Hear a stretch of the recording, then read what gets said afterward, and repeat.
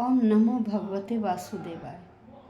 प्यारे भक्तों, हम श्रीमद् भागवत के चतुर्थ अध्याय दिव्य ज्ञान का श्रवण कर रहे हैं। श्लोक संख्या 24 तक श्रवण कर चुके हैं।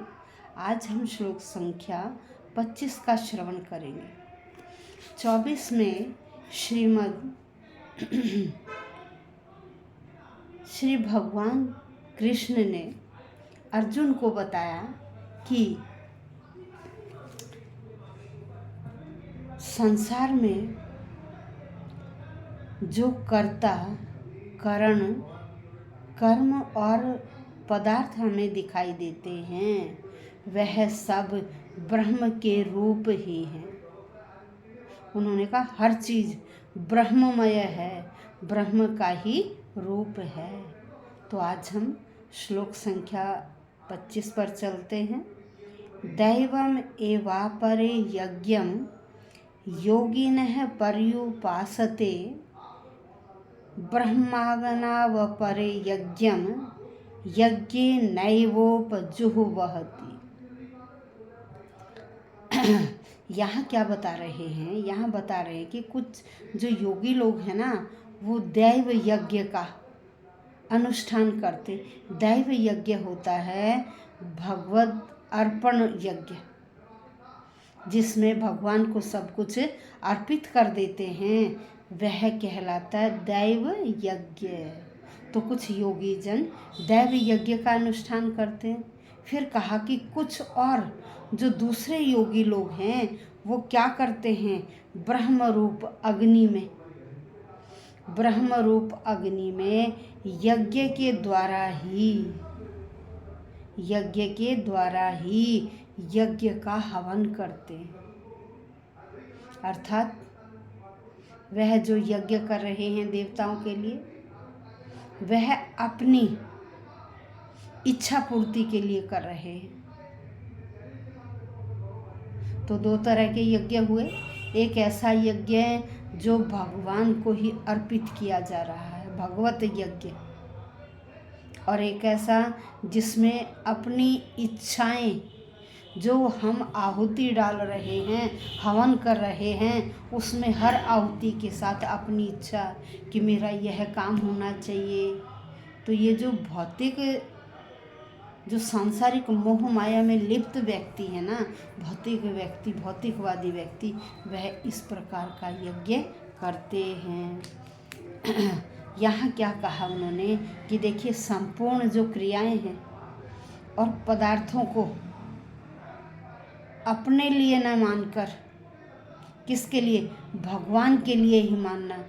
जो हवन कर रहे हैं, आहुति डाल रहे भी भगवान के लिए ही, तो वह कहलाता है भगवद अर्पण रूप यज्ञ, जिसमें हर चीज़ जो अर्पित की जा रही है वो भगवान के निमित्त, अपने निमित्त नहीं, अपने लिए वह कुछ फल नहीं मांगते हैं। और ऐसे व्यक्ति क्या हैं? ब्रह्म का अभिन्न अंग हैं। ऐसे व्यक्ति, वो जो यज्ञ कर रहे हैं, वह यज्ञ भी क्या है? अभिन्न रूप यज्ञ है। लेकिन जो सांसारिक मोह माया, अपनी इच्छाओं के लिए यज्ञ कर रहे हैं, वह क्या है? वह कैसा यज्ञ है? एक हुआ आपका दैव यज्ञ और दूसरा यज्ञ केवल यज्ञ। क्यों? क्योंकि उसमें उनकी इच्छा पूर्ति छिपा हुआ है। अब आइए शब्दशः अर्थ करते हैं। दैवम का अर्थ है देवताओं की पूजा करने में। दैवम देवताओं की पूजा करने में। एव इस प्रकार से अपरे दूसरे यज्ञम यज्ञ को योगी जन है पर्युपासते क्या है? कि वह भली भांति पूजा करते हैं। किससे? देवताओं की पूजा किससे करते हैं? यज्ञ से करते हैं, सही तरीके से करते हैं, निष्काम भाव से करते हैं। फिर कहा ब्रह्म अग्ना व परे, ब्रह्म ब्रह्म परम सत्य को, ब्रह्म परम सत्य को, अग्नि में, परम सत्य को अग्नि में, अपरे दूसरे, यज्ञ यज्ञ को, यज्ञेन यज्ञ से ही, यज्ञ को यज्ञ से ही, एव इस प्रकार से उपजुहति अर्पित करते। भाई यज्ञ को यज्ञ से ही अर्पित करते हैं। इसका सरल हिंदी अनुवाद सुनिए कि कुछ योगी मनुष्य विभिन्न प्रकार के यज्ञों द्वारा भगवान की भली भांति पूजा करते। कुछ योगी जन विभिन्न प्रकार के यज्ञों के द्वारा भगवान की पूजा करते हैं, और कुछ पर ब्रह्म रूपी अग्नि में, कुछ उस पर ब्रह्म रूपी अग्नि में आहुति डालते हैं। एक तो भली भांति पूजा करते हैं, दूसरा क्या कहा कि उस अग्नि में आहुति डालते हैं। क्या करते? आहुति डालते हैं। तो अब यहाँ क्या है कि जो कृष्ण भावना भावित व्यक्ति है ना, वह कर्म में लीन रहता है, कर्म में लीन रहता है और पूर्ण योगी है। वह देवताओं की पूजा करने के लिए ही यज्ञ करता है। किसके लिए? देवताओं की पूजा करने के लिए ही यज्ञ करता है। इस प्रकार परमेश्वर के निराकार स्वरूप के लिए, परमेश्वर के निराकार स्वरूप के लिए वह व्यक्ति यज्ञ करते हैं। इसलिए इन्होंने कहा कि यज्ञ की बहुत सारी वर्गीकरण हैं, कई प्रकार का यज्ञ है। एक यज्ञ तो है भगवान को प्रसन्न करना, ठीक है, उस यज्ञ को क्या कहते हैं? विष्णु यज्ञ भी कहते हैं। फिर कहा कि दो प्रकार की, विभिन्न प्रकार के यज्ञों को दो प्रकार की श्रेणियों में रखा गया। एक तो है जो सांसारिक द्रव्यों के लिए करते हैं ना, सांसारिक अपनी इच्छा पूर्ति के लिए करते हैं, तो वह द्रव्य यज्ञ कहलाता है। जिसमें सांसारिक व्यक्ति अपनी कोई न कोई इच्छा रखता है, कोई न कोई इच्छा रखते हुए यज्ञ करता है, वह कहलाता है द्रव्य यज्ञ। और दूसरा दिव्य यज्ञ। दिव्य क्या?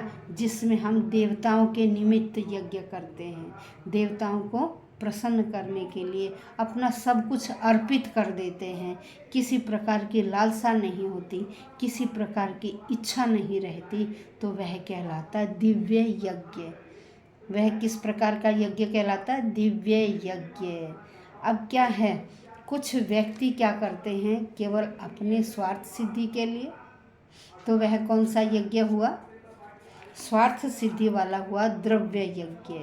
और जहाँ स्वार्थ सिद्धि नहीं है वह है दिव्य यज्ञ। तो दिव्य यज्ञ कौन करता है? जो भगवान के परम सत्य को पहचान जाता है, उसके निर्गुण स्वरूप की पूजा करता है, निर्गुण स्वरूप की पूजा करता है। और देवताओं को वो क्या मानता है? देवताओं के स्वरूप को अनित्य मानता है कि देवता तो हमेशा हैं भाई, हर जगह हैं, कण कण में भगवान व्याप्त हैं। यह नहीं है कि हम कुछ समय के लिए पूजा करें तो भगवान उसी समय हमें, या हम भगवान को प्रसन्न, अरे भगवान का नाम तो आप जिस मर्जी क्षण ले लीजिए, भगवान हमारे अंदर भी है और बाहर भी है, अंदर और बाहर। उसको कौन पहचान पाता है? दिव्य पुरुष, दिव्य योगी, जो परम सत्य को जान जाते हैं, वही व्यक्ति उस भगवान को समझ पाते हैं, वहाँ तक पहुँच पाते हैं, उस पर ब्रह्म में। ऐसे व्यक्ति फिर पर ब्रह्म में लीन हो जाते हैं, जो भगवान के दिव्य स्वरूप सत्य को पहचान जाते हैं, हर कार्य उन्हें ही अर्पित कर देते हैं, तो ऐसे व्यक्ति पर ब्रह्म में लीन हो जाते हैं। किसी प्रकार की भौतिक इच्छाएं उनकी नहीं रहती और न ही वह भौतिक यजन करते हैं। यहाँ अर्जुन को श्री कृष्ण भावना भावित का अर्थ अच्छी प्रकार से समझाते हैं और कहते हैं कि यहाँ अर्जुन भी क्या कर रहा है, जो भी कुछ कर रहा है वो कह रहा है हे भगवान मैं ये सब कुछ आपको अर्पित कर देता हूँ। अर्जुन भी यहाँ इतना उपदेश सुनकर वह समझ गए और कह रहे हे श्री कृष्ण यह चीज़ें मैं आपको अर्पित कर देता हूँ और अपनी सारी जो मेरी भौतिक संपत्ति है वह भी मैं आपको अर्पित कर रहा हूँ। अब वह क्या है, परम योगी है। अब अर्जुन भी क्या बन गया, परम योगी, जिसका स्वरूप उस पर ब्रह्म से पृथक नहीं है। और यही क्या है, यही दिव्य ज्ञान है। धन्यवाद। आज हमने श्लोक संख्या 25 का श्रवण किया, कल हम 26 का श्रवण करेंगे।